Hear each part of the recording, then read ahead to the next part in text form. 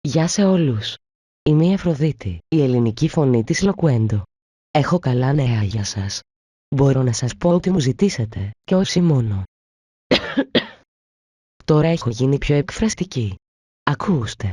Μπορώ να γελάω. Να σφυρίζω. Wow! Φανταστικό! Τα λέω σωστά. Θα τα ξαναπούμε. Φιλάκια. Μουα. Ουφ. Αχ. Βαρέθηκα πια. Γεια σας. Ονομάζομαι Άρτεμις και είμαι μία από τις γυναικείες ελληνικές φωνές του Λοκουέντο. Χαίρομαι που ενδιαφέρεστε για μένα.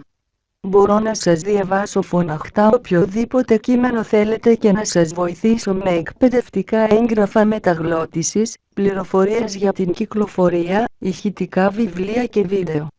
Ίσως θα θέλατε να με ακούτε πιο συχνά στο μέλλον. Γεια σας. Ονομάζομαι Νίκος και είμαι η ανδρική ελληνική φωνή του Λοκουέντο.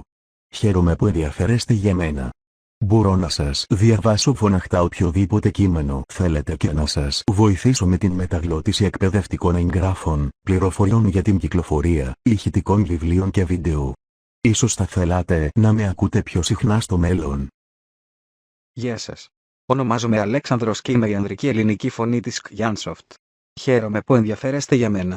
Μπορώ να σας διαβάσω φωναχτά οποιοδήποτε κείμενο θέλετε και να σας βοηθήσω με την μεταγλώτηση εκπαιδευτικών εγγράφων, πληροφοριών για την κυκλοφορία, ηχητικών βιβλίων και βίντεο. Ίσως θα θέλατε να με ακούτε πιο συχνά στο μέλλον.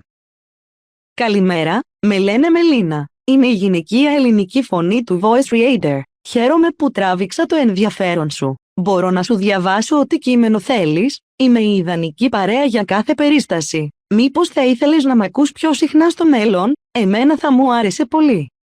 Γεια σας. Ονομάζομαι Ελένη και είμαι η γυναικεία ελληνική φωνή της Vocalware.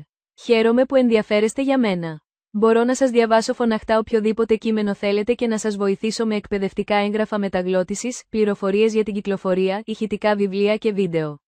Ίσως θα θέλατε να με ακούτε πιο συχνά στο μέλλον.